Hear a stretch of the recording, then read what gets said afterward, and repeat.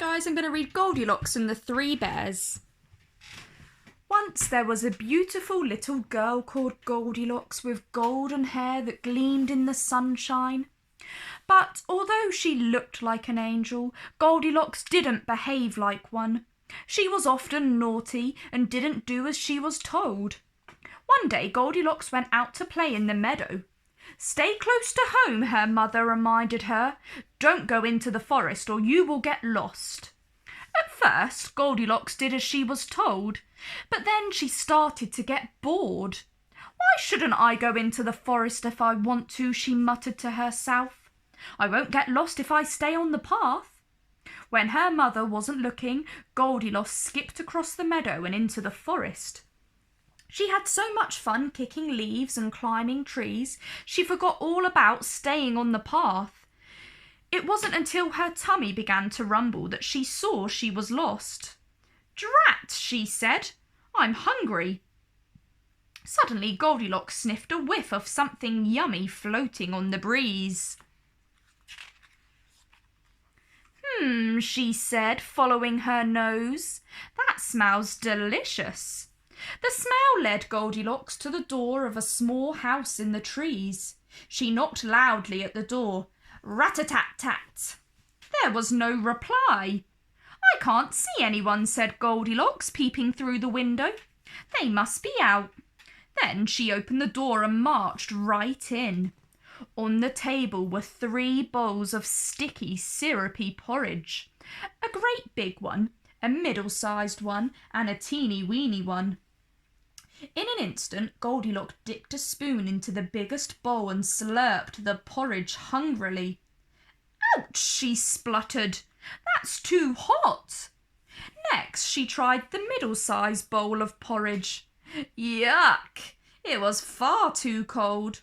So Goldilocks dipped her spoon into the teeny-weeny bowl and tasted it. Yum! It was just right. She gobbled it all up quickly. When she had finished licking the syrupy spoon, Goldilocks looked around the room. There were 3 comfortable chairs by the fire. A great big one, a middle-sized one, and a teeny-weeny one. "Just the place for a nap," yawned Goldilocks. She flopped down onto the biggest chair. "Ouch," she complained, jumping up. "That's too hard." The middle-sized chair was even worse. It was far too soft and squishy. So Goldilocks tried the teeny-weeny chair. It was very small, but finally she managed to squeeze herself onto the seat. Suddenly there was a loud snap. Then crash! Goldilocks fell to the floor in a heap of broken chair legs. "Oh dear," she cried, jumping up. "Maybe no one will notice." Then Goldilocks saw a staircase in the corner of the room. At the top she found a room with 3 beds in it, a great big one, a middle-sized one, and a teeny-weeny one. "I'll just have a little lie down," Goldilocks decided. So she bounced onto the biggest bed.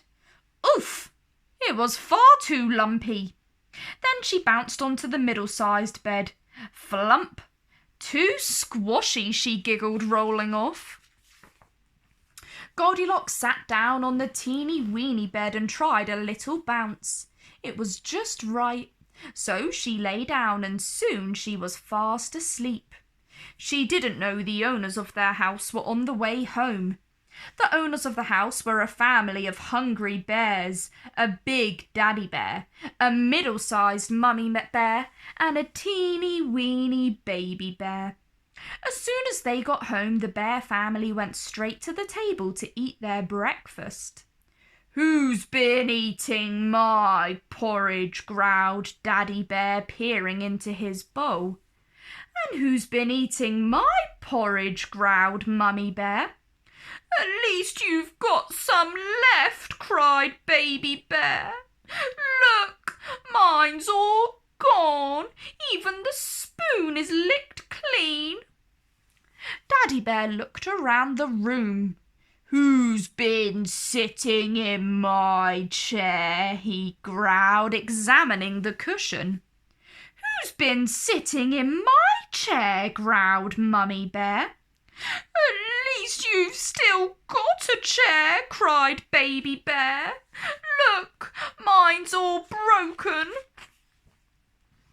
The three bears went upstairs. Who's been lying on my bed, growled Daddy Bear, examining the pillow. And who's been lying on my bed, growled Mummy Bear.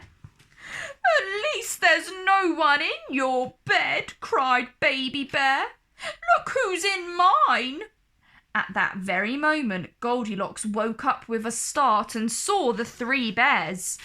At first she thought she was dreaming, but when the biggest bear growled, "Who are you?" she knew it wasn't a dream.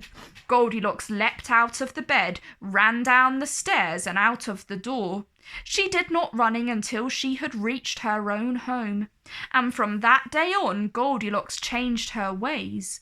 Not only did she look like an angel, but she tried to behave like one too. Well, for most of the time, anyway. The end. If you guys enjoyed that story, like down below and subscribe to my channel.